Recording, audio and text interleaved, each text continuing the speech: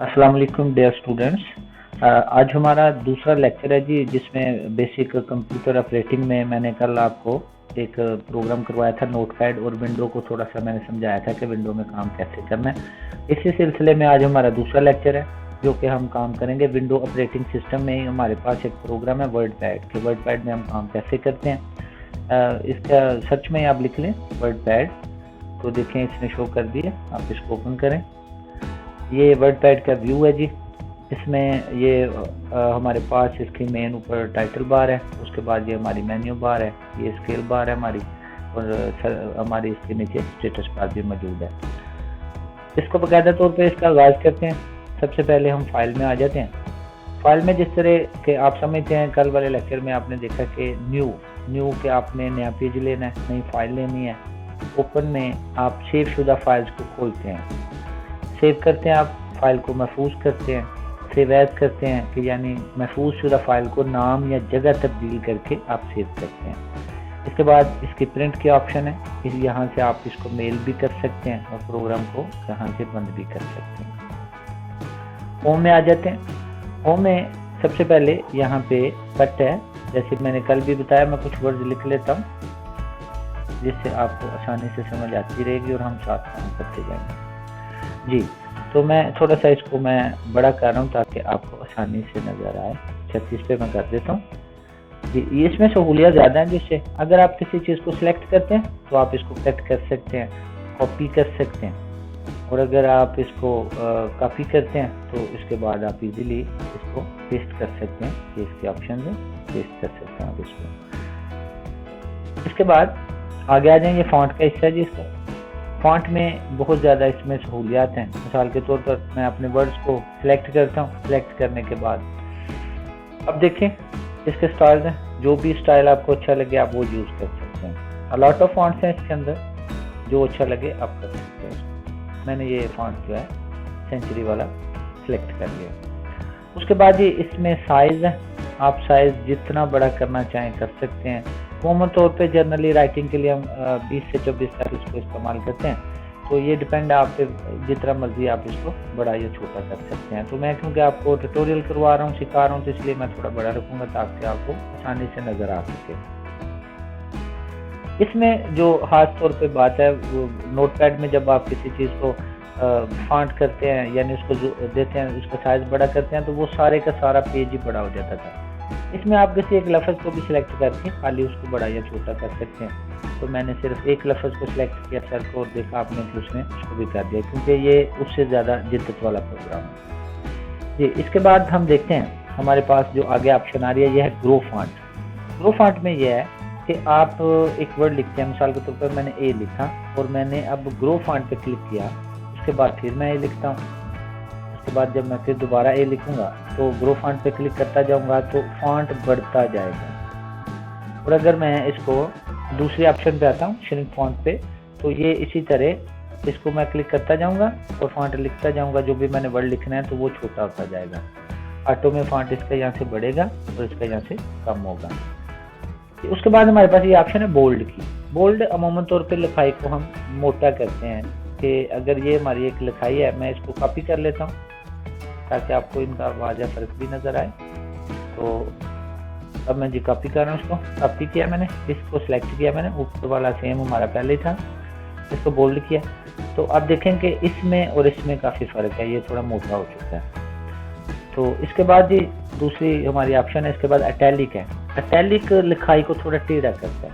ये चीज़ भी मैं आपको कॉपी करके समझा देता हूँ कि मैं एक चीज़ को पेस्ट करता हूँ, और ये पहली वाली आप लाइन देखें कि बिल्कुल स्टेल लिखा हुआ है, और इसको मैं इटैलिक करूँगा। इटैलिक करते ही देखें आप इसको थोड़ा, इसने तिरछा कर दिया, टेढ़ा कर दिया लिखाई को, इटैलिक कर दिया। उसके बाद हमारे पास ऑप्शन आ रही है अंडरलाइन की। अगर आप अपनी लिखाई को अंडरलाइन करना चाहते हैं, जिसको भी सिलेक्ट कर लें तो ये अंडरलाइन कर देगा, और अगर आप पहले इसको सिलेक्ट करके लिखते हैं तो ये सबको वो अंडरलाइन करता जाएगा। इसके बाद फॉन्ट में स्ट्रिक थ्रो लाइन है जी, ये अल्फाज के दरमियान में लगाता है। आप किसी भी चीज़ को सिलेक्ट कर लें, अपनी लाइन को, पैराग्राफ को, तो वो उसमें ये लाइन लगा देगा। अगर आपने ये चीज़ें इस्तेमाल करनी है तो कर सकते हैं, वरना यहीं से आप इनको बंद भी कर सकते हैं। मैं इनको बंद भी कर रहा हूँ। اب اس کے بعد جیسے کہ آپ میتھ میں یا دوسری چیزوں میں آپ کسی پاور کو یوز کرتے ہیں، کوئی ورڈ ایسا لکھتے ہیں جس میں پاور ہے، مثال کے طور پر کہ میں ایکس ہی لکھ لیتا ہوں، میں ایکس لکھتا ہوں، تو اس میں دیکھیں کہ اس میں جو سبسکرپٹ ہے وہ نیچے ہے، تو میں اس کو کلک کروں گا تو میں ایکس کی پاور 2 لکھوں گا تو وہ نیچے کی طرف لکھے گا. اور اگر یہی ورڈ میں دوبارہ سے لکھتا ہوں، ایکس لکھتا ہوں، یہاں پہ ایکس لکھا میں نے، اور یہ دیکھیں کہ میں نے اب اس کو سبسکرپٹ کر دیا ہے، تو اس کو کلک کر کے جب میں 2 لکھوں گا تو یہ اوپر کی طرف لکھے گا. تو بڑا ایزی ہے یہ. اچھا جی، اس کے بعد ہمارے پاس ہے کہ ہائی لائٹ کرنا کسی چیز کو. اگر ہم اب اس کو سلیکٹ کرتا ہوں میں، ہائی لائٹ، یہ نیچے 7 آپشن ہے، میں اس کو ذرا زوم کر کے دکھا دوں. یہ دیکھیں جی، ہاں جی، یہ ایرو چھوٹا سا آپ کو نظر آ رہا ہے، آپ نے اس پہ کلک کرنا ہے. اس پہ کلک کریں تو ڈفرینٹ کلرز آپ کو شو ہو جائیں گے. جو بھی کلر آپ کو پسند ہے آپ کو ہائی لائٹ کے طور پر استعمال کر سکتے ہیں. اور اگر آپ کو ہائی لائٹ نہیں کرنا ہے تو آپ اس کو سلیکٹ کریں جو ہائی لائٹ کیا ہوا ہے آپ نے، دوبارہ سے اسی آپشن میں آئیں، نو کلر کر دیں. نو کلر پہ کلک کرنے سے وہ ہائی لائٹیشن ساری جو ہے ختم ہو جائے گی اس کے. اس کے بعد فونٹ کلر ہے، ٹیکسٹ کلر. یہ ٹیکسٹ کلر میں کہ آپ لکھائی کو کس کلر میں لکھنا چاہتے ہیں. جو بھی آپ لکھائی سلیکٹ کریں گے پھر جو آپ چیز لکھیں گے تو وہ اسی لکھائی میں لکھے گا اس کو. میں پیج نیو لے رہا ہوں، اور نیو پیج لینے کے بعد آپ کو نئی آپشنز آگے سمجھاتا ہوں جی. اس کے بعد آ جائیں آپ آگے. ڈسکریز انڈنٹ، یہ ٹول بڑے کمال کے ہیں. مثال کے طور پر میں ایک ورڈ لکھتا ہوں اور میں اس کو زوم بھی دے لوں تھوڑا سا تاکہ آپ کو آسانی سے نظر آ سکے جی. میں اس کو، یہ 2 جی آپشن ہے اس کی، ایک ہے ڈسکریز انڈنٹ ہے، دوسرا انکریز انڈنٹ ہے. تو اس کو ذرا غور سے اگر آپ دیکھیں گے تو اس پہ ایروز بنے ہوئے ہیں. یہ آپ غور کریں اس میں جی، آپ غور کریں، یہاں پہ ایرو ہے اس طرف کو، یہ ہے اس طرف کو. تو کرنا آپ نے یہ ہے کہ اگر آپ چاہتے ہیں کہ ورڈز کو اس طرف لے کے جانا ہے تو اسی ایرو کی طرف آپ کلک کریں تو وہ لے جائے گا جہاں پہ بھی آپ نے لے کے جانا ہے. واپس لانا ہے تو موو کر سکتے ہیں آپ ورڈز کو ان دونوں ٹولز کی مدد سے. اس کے بعد ہمارے پاس اس کی آپشن آ رہی ہے کہ اسٹارٹ اے لسٹ. تو اس میں یہ ہے کہ اگر آپ بولٹس دیتے ہیں، اگر انٹر کرنے کے پہ خود آٹومیٹکلی سائنس دے دے گا. اگر یہ آپ اسپاٹ والے بولٹس دیتے ہیں، اس کو کلک کریں گے، جیسے ہی آپ انٹر کریں گے تو ورڈ کے ساتھ جو ہے وہ اس کو دیتا جائے گا. میں اس کو دوبارہ سے اپلائی کر رہا ہوں، تو جیسے انٹر کریں گے ہم وہ ساتھ ساتھ دیتا جائے گا. تو اگر ہم چاہتے ہیں کہ ہم اس میں مختلف قسم کے اس کے سٹائلز ہیں، اگر ہم کاؤنٹنگ دینا چاہتے ہیں کہ وہ گنتی لکھے اس پہ تو ہم وہ سلیکٹ کر دیں گے. تو جیسے ہم ورڈ اور انٹر کرتے جائیں گے، لکھتے جائیں گے، وہ اس کو کاؤنٹنگ دیتا جائے گا. اس کے بعد ہمارے پاس آپشن آ رہی ہے جی لائن سپیسنگ. یہ ڈیفالٹ میں سیٹ ہے، اس کو ضرورت نہیں ہے کہ آپ چھیڑیں، لیکن اگر آپ سمجھتے ہیں کہ آپ کا درمیانی فاصلہ زیادہ، جیسے 1.15 ہے، تو اگر آپ کو 1.5 کرنا ہے یا 1 پوائنٹ کرنا ہے، جتنا بھی کرنا ہے آپ اس کو کر سکتے ہیں. اس کے بعد اگر ہم لکھائی کو لیفٹ پہ لے کے آنا چاہتے ہیں، رائٹ پہ یا سینٹر پہ لانا چاہتے ہیں، تو اس کے لیے ہمارے یہ ٹول استعمال ہوتے ہیں جی. اس میں یہ ہے کہ جو پہلا ٹول ہے ایلیجن، جو ہے وہ لیفٹ پہ ہے، ٹیکسٹ کو ہم لیفٹ پہ لے جاتے ہیں، تو آلریڈی ہمارے جو ٹیکسٹ ہیں یہ سارے لیفٹ کے اندر موجود ہیں. اس کے بعد اگر ہم ان کو سینٹر میں لے کے جاتے ہیں، ہم سلیکٹ کریں گے ان کو، تو وہ تمام ہمارے جو ٹیکسٹ ہیں وہ سینٹر میں چلے جائیں گے. اور اگر ہم ان کو دوبارہ سے رائٹ پہ لانا چاہتے ہیں تو رائٹ پہ لے آئیں گے. تو یہ اگر ہم جسٹیفائی کرنا ہے ان کو تو یہاں پہ، یعنی اس کی جو اوریجنل سیٹنگ ہے وہاں پہ یہ آ جائیں گے. اس کے بعد ہم اس میں پکچر کو ایڈ کر سکتے ہیں. اگر آپ کے کمپیوٹر میں کوئی پکچر ہے، آپ نے کوئی ڈاکومنٹس بنایا ہے، اس میں پکچر کی ایڈنگ کرنی ہے، آپ کر سکتے ہیں. تو میں اس کو پکچر ایڈ کر رہا ہوں جی. میں دیکھتا ہوں، کوشش کرتا ہوں میرے پاس کوئی پکچر پڑی ہو. یہ پڑی ہوئی ہے پکچر ایک، اور میں اس کو یہاں پہ ایڈ کر دیا. کارنر سے پکڑ کے آپ اس کو چھوٹا کر کے ایڈجسٹ کر سکتے ہیں.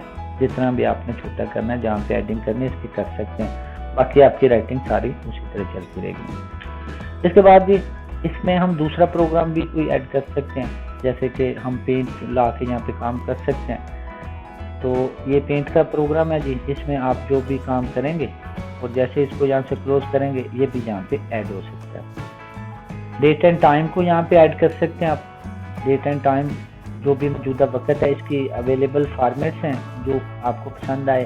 کسی میں حالی ڈیٹ ہے، کسی میں 7 دن دیا گیا ہے. جو بھی آپ کو یہ ڈیٹس اچھی لگتی ہے فارمیٹس، آپ کلک کریں گے تو وہ موجودہ جو ڈیٹ ہے یہاں پہ آپ دیکھیں کہ موجودہ جو کمپیوٹر پہ ڈیٹ سیٹ ہے وہ یہاں پہ ایڈ کر دے گا. اسی طرح یہاں پہ انسرٹ آبجیکٹ لا سکتے ہیں کسی بھی دوسرے پروگرام سے. यहाँ पे क्योंकि अभी आपका बेसिकल कंप्यूटर मैं सिखा रहा हूँ, अभी दूसरे प्रोग्राम्स को आप नहीं समझते, लेकिन जैसे मैंने आपको पेंट का करवाया, इसमें वो भी पेंट वाला भी होता है। तो आप फ़ोटो पेंट है ये वाला, जैसे मैंने पहले ये यहाँ पे पेंट ड्रा किया है, तो ये सेम वही है।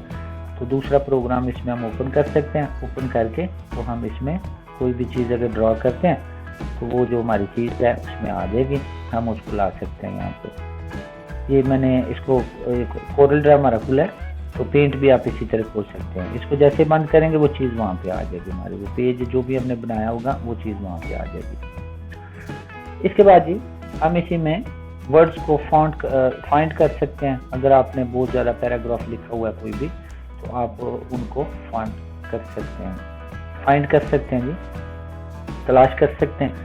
मिसाल के तौर पर मैंने ये अल्फाज लिखे, मैं इसमें सर का लफ्ज़ तलाश करना चाहता हूँ, तो मैं सर लिखूँगा और जैसे मैं फाइंड करूँगा तो उसने वो हाईलाइट कर दिया कि ये सर है। तो अगर सर की जगह पे मैंने किसी लफ्ज़ को रिप्लेस करना है, मुतबादिल लफ्ज़ मैंने लिखना है, तो रिप्लेस कर सकता हूँ। तो रिप्लेस करने में भी जो मैंने वर्ड पहले लिखा हुआ है, अगर सर की जगह पे मैं टीचर लिख देता हूँ, तो वो जितना भी सर है वो देखें। अगर रिप्लेस ऑल करना है तो सबको कर देगा, अगर खाली वो सिलेक्शन वाले को करना है तो खाली रिप्लेस करेंगे। मैं रिप्लेस ऑल कर देता हूँ, जितनी भी जगह पे सर लिखा था इसने वहाँ पे टीचर लिख दिया। तो ये बड़े ज़बरदस्त किस्म का एक टूल है जी। उसके बाद आप सारा डाटा सेलेक्ट कर सकते हैं इसमें, और इसको कट कर सकते हैं, कॉपी कर सकते हैं, डिलीट कर सकते हैं। ये हमारा विंडो ऑपरेटिंग सिस्टम की दूसरी आज की वीडियो थी। इंशाल्लाह अगली वीडियो में हम आपको जो है वो पेंट ड्राइंग में भी इसका काम करवाएंगे, और उम्मीद है कि आपको आसानी से इसकी समझ आई है। अगर फिर भी किसी चीज़ या टूल की समझ ना आए तो आप कमेंट्स कर सकते हैं।